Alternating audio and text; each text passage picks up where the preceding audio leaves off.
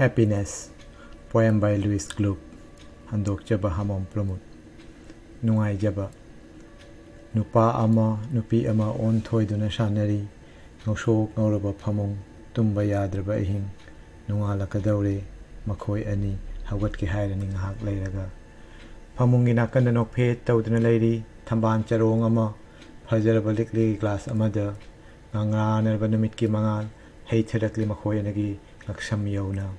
Nupa ado, tapna tawna thangnabiduda yanglaki, mahosagum kauraki, chanabi, shonthang nana.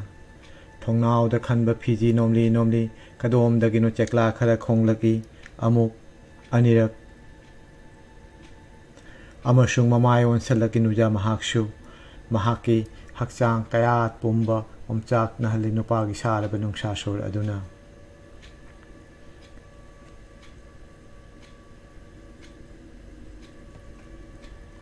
Mit pangthoktu na yengi aina nang suyang lami aibu nungalakpagi numit nangi phajaraba mangal na imong mangon koithong thong lami aina nangi maithong aduba yang lami mengsiel da urami aigi maithong tabu chap leptuna leirami aikhoi pumnamak tauba tabu aikhoi koro numit nang tadi lan thoktuna chatlami aikhoi bu mangal pumnamak sandoktuna